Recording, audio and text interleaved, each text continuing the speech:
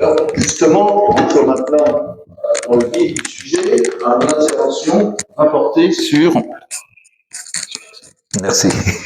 Mon intervention va donc porter sur la question de la question. Donc, je tiens d'abord à me présenter. Donc, je suis sociologue. Je suis sociologue de l'urbain.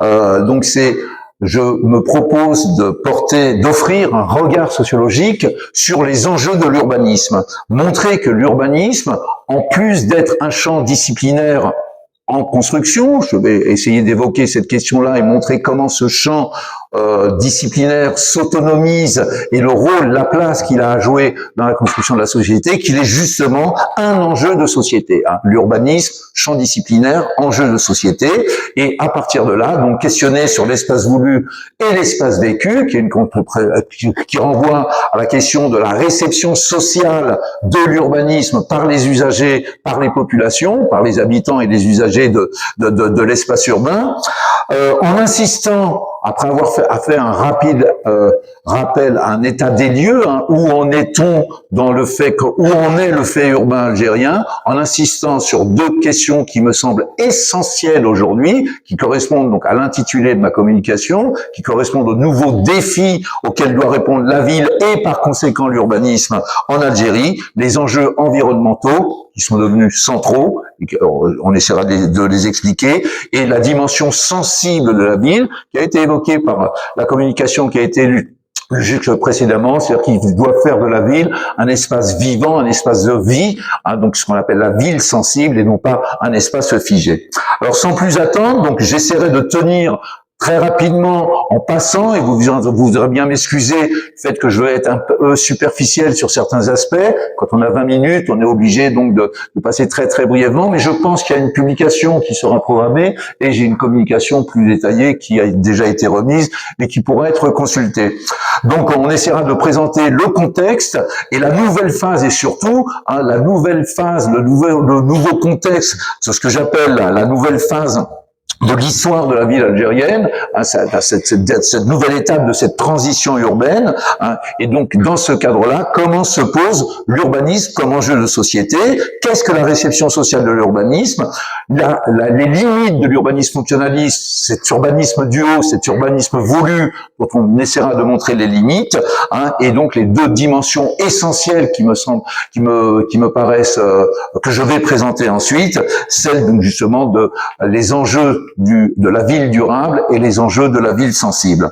Alors, la ville algérienne dans tous ses états, beaucoup de publications, de moi-même mais d'autres collègues, nous montrent où nous en sommes aujourd'hui. Il n'y a pas eu de recensement depuis 2008, malheureusement, mais on peut aisément, par projection, estimer la population urbaine aujourd'hui à environ 75% de la population algérienne, c'est-à-dire 33 millions d'habitants. L'Algérie fait aujourd'hui 47 millions d'habitants, au moins là l'ONS nous donne ces chiffres-là, avec un taux de croissance quantitative qui est encore très très important. Nous avons grosso modo 800 000 naissances par an, 230 000 mariages, c'est important à préciser. Pourquoi 280 000 mariages? Ça veut dire que, vu que nous n'avons pas un parc logement qui se libère, ça veut dire que grosso modo, les besoins en logement restent très très très importants. C'est 280 000 logements dont on a besoin chaque année par rapport, si on veut suivre la progression des mariages. Alors, l'armature urbaine, on la voit, ce sont les trois grandes métropoles, mais l'émergence de métropoles régionales, Sétif en est un parfait exemple, c'est donc des grandes métropoles, des métropoles régionales, des villes moyennes, des petites villes, une armature urbaine hiérarchisée, mue par deux types de dynamiques, là aussi j'ai passé très très vite là-dessus, deux types de dynamiques qui ont participé à la fabrique de la ville, les dynamiques du haut, celles des grands programmes, et on va voir ce que ça a permis d'apporter en positif, mais également aujourd'hui les limites de ces grands programmes, et les dynamiques du bas, celles de la ville du bas, les dynamiques locales, celles de la ville qu'on appelle de manière impropre, j'expliquerai pourquoi que c'est une appellation impropre, qu'on appelle la ville informelle, la ville de l'autoconstruction. Alors, ça nous donne effectivement un schéma Encore une fois, c'est schématique ce que je dis là, ça nécessite des approfondissements, hein, mais selon dans ce tissu urbain, dans cette armature urbaine, nous avons donc des ensembles très très différenciés, des ensembles composites où vont coexister selon l'histoire spécifique à chacune de ces villes, des différents types de tissus fragmentés, la ville en fragments ou la ville segmentée, là où ça existe, les résidus de la ville précoloniale, évoqués tout à l'heure, ce qui nous reste de la ville coloniale, qui a longtemps constitué les centres-villes, qui aujourd'hui sont en plein enjeu de recomposition. En déambulant dans l'avenue principale du 8 mai, hier soir, j'ai pu voir justement ces transformations de ce centre-ville, la ville de l'autoconstruction, celle qu'on appelle justement improprement la ville de l'informel. Je vais régulièrement à Tandja. Tandja a longtemps été ce quartier stigmatisé et emblématique de l'informel urbain. Et regardez aujourd'hui ce que c'est devenu, c'est la ville réelle. Et enfin, la ville des grands ensembles, des lotissements, de la promotion immobilière, la ville programmée, qui ensemble de tissus, donc qui vont constituer un ensemble plus ou moins composite, essentiellement fragmenté, où une cohérence est à créer, une cohérence est à trouver, une recomposition urbaine est à faire. Voilà un des premiers enjeux de l'urbanisme aujourd'hui. Alors, cette nouvelle étape dans laquelle nous sommes entrés, ce que j'appelle la nouvelle transition urbaine, pose... Alors, qu'est-ce qu'une transition urbaine en sociologie? C'est le passage d'un mode de vie à un autre mode de vie. C'est avec la généralisation du fait urbain, des nouvelles urbanités en cours. Le lien social est complètement recomposé. Nous sommes passés d'une société rurale et villageoise à une société urbaine qui repose la question du vivre ensemble. Ce vivre ensemble, c'est un des éléments essentiels quand on veut organiser la ville. Ces nouveaux modes de vie, ces pratiques qui redéfinissent le lien social et les formes d'urbanité, les manières d'être de et dans la ville, qu'un urbaniste, qu'un spécialiste de la ville, que les métiers de la ville doivent obligatoirement tenir en ligne de compte pour pouvoir agir vis-à-vis des nouveaux enjeux que j'ai résumés en 5 grands points, mais en vérité il y en a d'autres, mais 5 grands points qui me semblent essentiels, celle que j'ai évoquée de la recomposition urbaine en cours, celle des enjeux environnementaux qui sont devenus centraux. Nous sommes passés j'y reviendrai, nous sommes passés à l'ère avec l'entrée dans l'anthropocène, ce qu'on appelle l'anthropocène, c'est ce développement où l'action des sociétés, l'action des hommes sur la nature transforme la nature à tel point qu'aujourd'hui, l'équilibre naturel, les écosystèmes sont aujourd'hui menacés. La mainmise que les sociétés humaines ont voulu avoir sur la nature, la réplique, le retour, il est là, nous sommes en train de le vivre. Les effets les plus immédiats sont le réchauffement climatique, les changements climatiques, les perturbations que cela entraîne, et l'urbanisation en a une immense part de responsabilité. Nous y reviendrons. Donc c'est la question de comment arriver, et là l'urbaniste, il est au cœur de cette question-là, puisqu'il en est à l'interface, arriver à réconcilier espace voulu, espace vécu, c'est les questions de l'appropriation et les pratiques de l'espace public, et c'est les questions de la gouvernance urbaine, de la gestion quotidienne de la ville, qu'on est en train de vivre, qu'on voit, et on voit comment c'est crucial dans le vivre ensemble. Alors, revenons au champ de l'urbanisme, qui a été évoqué rapidement dans la communication qui a précédé, mais qui permettra, ce qui me permet moi d'approfondir un peu et peut-être d'alimenter le débat. L'urbanisme, c'est effectivement un champ scientifique. On m'a dit qu'hier, vous en avez déjà effectivement beaucoup discuté. L'urbanisme, grosso modo, le domaine d'action, c'est la maîtrise d'œuvres. Je sais que ça pose polémique, ça pose problème à certains. C'est la maîtrise d'œuvres du cadre de vie. Sur le champ de l'urbanisme, si je reprends une définition que je dois à Henri Raymond, qui est un des premiers sociologues à avoir investi les écoles d'architecture, à faire rentrer dans les écoles d'architecture justement un autre regard que la vision de l'ingénieur et de l'architecte, André Raymond nous dit: ce champ de l'urbanisme, c'est un espace de représentation, c'est-à-dire tout à la fois un ensemble d'instruments, de pratiques, de symboles et même d'idées qui servent à représenter. C'est l'espace vide ou que l'on a vidé pour le préparer à recevoir quelque chose d'un matériel, d'une légitimité. La question de la légitimité, elle est centrale. C'est donc un champ spécifique de production où savoir et savoir-faire vont combiner réflexion, méthode et approche devenues propres à ce champ, souvent importées d'autres domaines où la pluridisciplinarité est devenue interdisciplinarité pour devenir aujourd'hui une transdisciplinarité. Car, je le crois fermement, mon expérience le montre, je suis sociologue d'origine, aujourd'hui, l'urbanisme a réussi à s'imposer dans le champ universitaire comme discipline autonome. L'urbanisme est sorti de sa tutelle de la science des ingénieurs et des topographes, elle est sortie de sa tutelle, je suis désolé pour ceux qui vont se dire, mais non, nous continuons à avoir le monopole du champ de l'architecture, on pourra en discuter, et aujourd'hui, donc, différents horizons, c'est à la fois le paysagisme, c'est à la fois l'aménagement, les aménagistes sont ici présents, les savoirs des architectes, les savoirs des sociologues, les savoirs des ingénieurs, qui se retrouvent dans de ce qu'on appelle un champ transdisciplinaire autour d'un objet qui est commun. Ça veut dire que l'urbaniste, excusez-moi, va occuper une place centrale dans le rapport espace voulu, espace vécu. Il va se situer à l'interface. Je sais pas si c'est assez bien représenté mes schémas. Il va se situer à l'interface. C'est lui qui doit essayer de trouver les synergies entre les décideurs politiques, décideurs économiques, pour reprendre le schéma proposé par Henri Lefebvre dans le droit à la ville. Donc entre les décideurs et entre les usagers.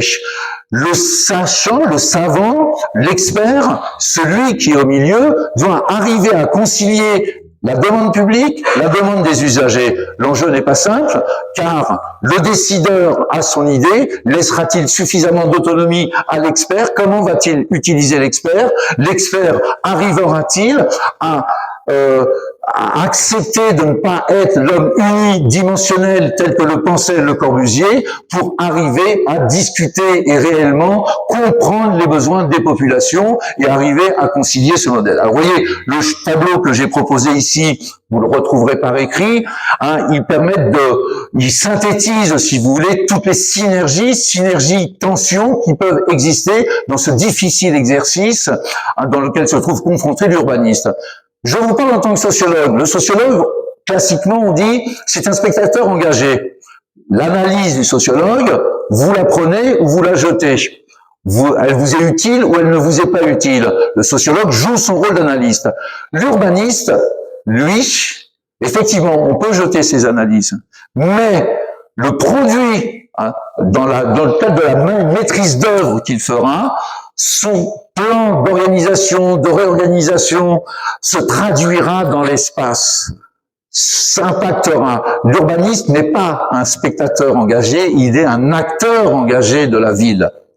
Et cet acteur engagé de la ville doit connaître sa position, doit connaître la position, le statut de l'urbaniste, la légitimité de l'urbaniste est un champ à conquérir vis-à-vis du décideur, s'imposer vis-à-vis du décideur, a-t-il la liberté pour justement montrer que ce qu'il produit répond aux besoins de la commande publique, bien sûr, mais aux besoins des populations, et fabriquera la ville résiliente dont on a aujourd'hui plus que jamais besoin aujourd'hui. Alors, vous voyez, j'ai essayé de vous montrer les différentes synergies possibles, elles sont multiples dans les allers-retours, je vais essayer de les reprendre rapidement. Donc, la troisième partie de mon intervention, c'est comment le rapport de l'espace voulu à l'espace vécu et donc la réception sociale de l'urbanisme. Donc, qu'on ait bien en tête qu'il n'y a pas d'urbanisme neutre. J'ai bien parlé en termes d'urbanisme engagé. Pourquoi? Parce que ce qu'il va produire impactera la société. Derrière chaque dessin, ça, on a évoqué tout à l'heure notre ami Millet dont on a travaillé ensemble au tout début dans cet institut d'architecture. On avait produit à l'époque un texte sur Dallas et Tanja pour montrer comment les pratiques de détournement, retournement des modèles architecturaux. Et on avait intitulé un chapitre, derrière chaque dessin, il y a un dessin, en l'écrivant E-I-N, vous voyez cette subtilité de la langue française, qui permet à travers les mêmes sons de renvoyer à deux sens complètement différents. Le dessin n'est jamais neutre. Derrière un dessin, il y a un projet sociétal. Hein, c'est pas le projet urbanistique est bien un projet sociétal. Ce n'est pas un simple dessin technique. L'urbanisme ne doit pas être considéré comme un simple technicien. Cet urbanisme du haut, cet urbanisme institutionnel, va puiser massivement dans les outils de l'époque, des années 1960. Et les outils des années 1960, effectivement, on est en plein essor de cette phase que j'appelle moi maintenant l'anthropocène, c'est l'urbanisme fonctionnel, héritier de l'hygiénisme, qui a été évoqué dans la communication précédente, et qui va permettre effectivement de dessiner la ville, IL, hein, mais en ayant un projet de société derrière. Mais en l'utilisant, on a effectivement la possibilité d'avoir une réponse rapide à une urgence. La progression démographique, l'urbanisation galopante que connaît notre pays, hein, la demande massive de besoins en logement, on va penser la ville par le logement et l'urbanisme fonctionnel sera la réponse la plus facile, la plus simple et donnera des exemples assez différents. Vous avez ici Oran et vous avez la ville nouvelle de Constantine qui vont illustrer, vous avez les deux diapositives, hein, qui vont illustrer ces grands ensembles, ces productions à grande échelle de logements collectifs standardisés, distribués selon un zonage délimitant un certain nombre de fonctions, distribués par des grandes voies de circulation, où le règne de l'automobile toute puissante, on continue à vivre là en Algérie, où on voit comment nos villes sont complètement engorgées par la circulation automobile, mais qui est le résultat de ce besoin. Face à cet urbanisme du haut, j'essaye d'aller un peu plus vite, face à cet urbanisme du haut, il y a effectivement cette réception sociale que font les habitants de ce recours. Je passe sur les chiffres. Hein. L'effort des pouvoirs publics en Algérie a été énorme. Ne serait-ce qu'entre 2010 et 2019, ce sont 3 millions de logements qui ont été subventionnés, qui ont été produits, qui ont été financés par les pouvoirs publics, soit en logements sociaux, une partie en logements sociaux, soit dans le cadre des différents dispositifs d'accession à la propriété. Donc cette offre du logement, cette fabrique de la ville par les pouvoirs publics, c'est quelque chose d'énorme. Attention, qu'il ne s'agit pas de minorer en disant ils n'ont rien fait. Ils ont fourni un travail énorme. Sauf que ces grands ensembles deviennent des lieux de vie. Ils sont demandés par les populations. Hein, souvent, quand on dit oui, mais nous, dans notre système de vie, bien sûr, on était des villageois, on était des ruraux, on était des trucs, on vivait dans les douars, etc. Bien sûr, c'était. Et quand on a fait les grands ensembles en Europe dans les années 1960, c'était exactement la même chose. Ces grands ensembles vont être réappropriés. Ils deviennent dès lors qu'ils sont habités des lieux de vie, d'expérience, de banalité, d'invention, de convivialité, de mémoire. C'est aussi des endroits de tension, de conflit entre voisins. On apprend à vivre différemment. Hein, et ces territoires qui ont été produits par un urbanisme normatif, les deux diapos que je vous ai montrés vous montrent cet alignement. Je renvoie le fameux, vous voyez, une autre conception de l'urbanisme. Je vous renvoie l'ouvrage qui a longtemps été l'ouvrage de base dans les années 1980 de Paneret, de Paul, etc., de Lillo et Castex, de Lillo à la barre, à cette nouvelle forme de dessiner la ville, hein, cet urbanisme normatif deviennent, une fois appropriés, des espaces sensibles. Hein. Ces espaces sensibles vont révéler alors tout l'écart qui peut exister entre l'espace voulu, c'est-à-dire l'espace conçu, et l'espace vécu. Alors, il y a une multitude, je pourrais faire toute ma communication sur la réappropriation des espaces. On connaît tous comment c'est réapproprié. La première chose qu'on va faire, c'est la fermeture, la fermeture des balcons, etc. Donc la transformation des façades, etc., etc. C'est aussi les rez-de-chaussée qui sont réappropriés, et c'est depuis quelques années. Et vous allez voir que souvent ce qui était dénoncé par nous les bien-pensants comme étant mais oui, ces gens-là ils habitent n'importe comment, ils font n'importe comment, etc. C'est aussi depuis quelques années des organisations entre voisins qui prennent en charge eux-mêmes les pieds d'immeubles, qui réorganisent ces pieds d'immeubles, qui les végétalisent. Promenez-vous dans n'importe quelle ville d'Algérie aujourd'hui, vous allez trouver ces expériences. Ce ne sont pas les pouvoirs publics qui le font, ce sont les voisins qui s'organisent et qui végétalisent leurs pieds d'immeuble. C'est la création de marchés spontanés. Alors on dira, c'est encore l'informel. Eh oui, c'est encore l'informel, hein, mais pour répondre, on déplace des populations, on installe des milliers de populations dans des grands programmes, etc. Et ben spontanément, on va créer les marchés et on va créer des lieux de vie. Hein. Donc la vie réelle, elle est là. Je vais aller plus loin. Les Sétifiens, vous pouvez peut-être reconnaître cette prise de vue hein, qu'il y a. Hein, c'est une partie de Tandja. Tandja, en 1963, était qualifié hein, par le premier, on avait repris le plan d'urbanisme des années 1960, et on en avait fait un outil, était qualifié de cancer urbain. C'est les mots qui étaient utilisés dans le rapport. Vous savez ce que c'est qu'un cancer urbain? L'image est très très forte. C'est-à-dire qu'on considère que la ville est effectivement un tissu organique, et qu'une partie est malade, le cancer. Et que ce cancer, c'est pas un cancer, ça se métastase. Il faut donc circonscrire, l'isoler et l'éliminer. Aujourd'hui, Tandja a continué à se développer par lui-même. Finalement, les pouvoirs publics, eh ben, qu'est-ce qu'ils ont fait? Ils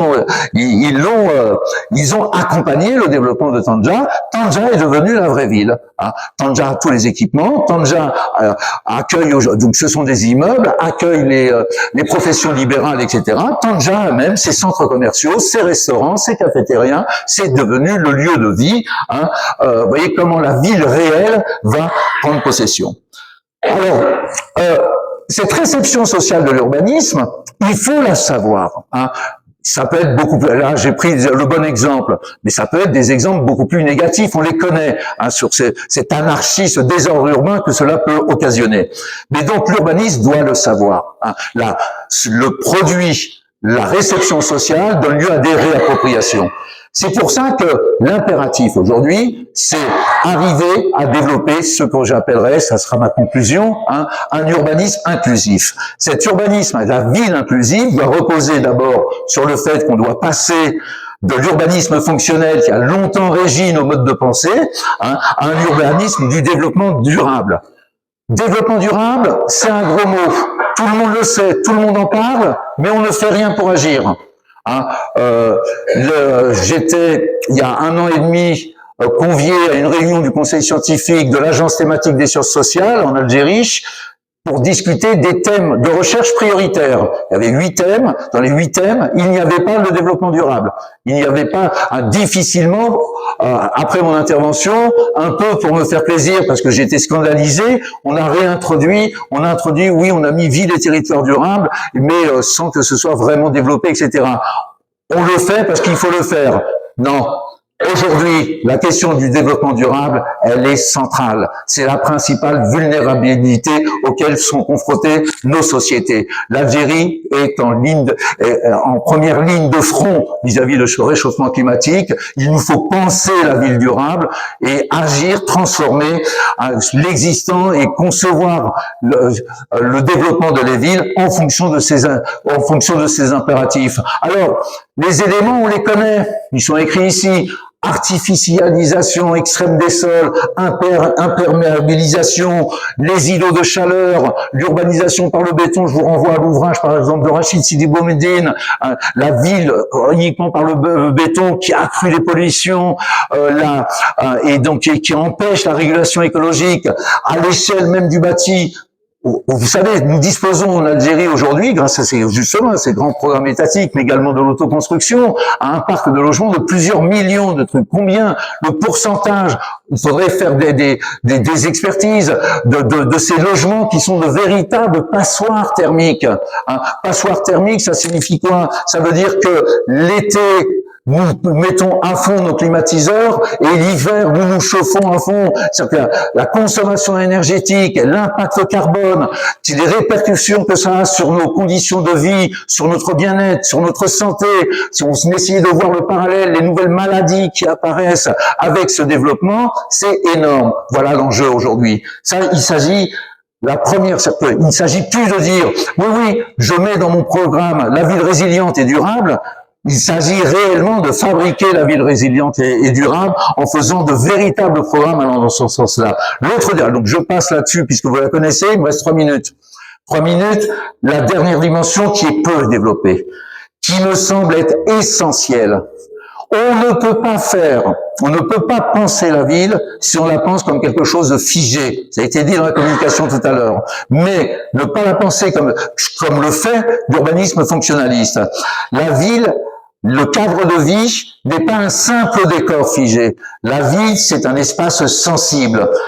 Et comprendre la ville sensible, c'est avoir, dans une démarche urbanistique, avoir une approche sensorielle de la ville. Ces territoires, dès lors qu'ils sont habités, on le sait, je l'ai dit tout à l'heure, sont des lieux de vie, des lieux d'appropriation, sont des lieux de ressenti. Je me sens bien, je me sens mal.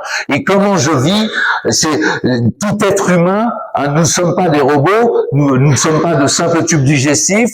Tout être humain vit avec ses 5 sens.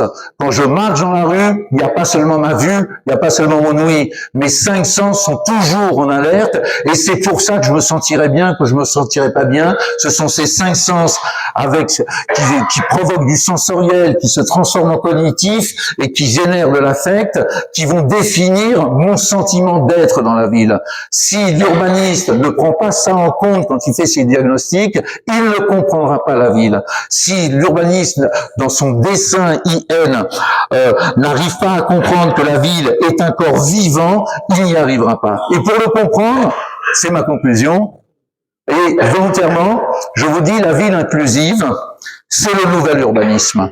Ce nouvel urbanisme, en disant une utopie, point d'interrogation. Vous savez, sans utopie, sans idéaux, nous n'avançons pas. Voilà quels sont nos défis. La ville inclusive, ce n'est pas un ensemble de recettes de cuisine, c'est un combat que doit mener l'expert, l'urbaniste, montrer que, en combinant les impératifs du développement, les impératifs de l'intérêt général portés par les pouvoirs publics et les impératifs du bien-être des populations, il est possible de construire une ville résiliente, durable, où le bien-être sera au rendez-vous.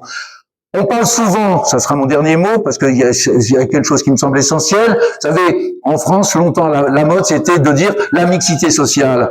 En tant que sociologue, je vous dis, la mixité sociale, ça n'existe pas. Par contre, ce qui existe, c'est la ville inclusive, la ville de la mixité fonctionnelle, la ville du quart d'heure, la ville où, contrairement à la ville fonctionnelle, segmentée, éclatée, stratifiée en fonction d'une distribution socio-spatiale, hiérarchisée, vous avez la ville où les équipements sont distribués équitablement dans la ville, qui deviennent de véritables centres de vie, accompagnés par une gouvernance urbaine de tous les jours et pas simplement stratégique, une gouvernance urbaine de tous les jours qui fasse de la ville le lieu porteur de civilisation. C'est mon mot de la fin et je vous remercie pour votre attention.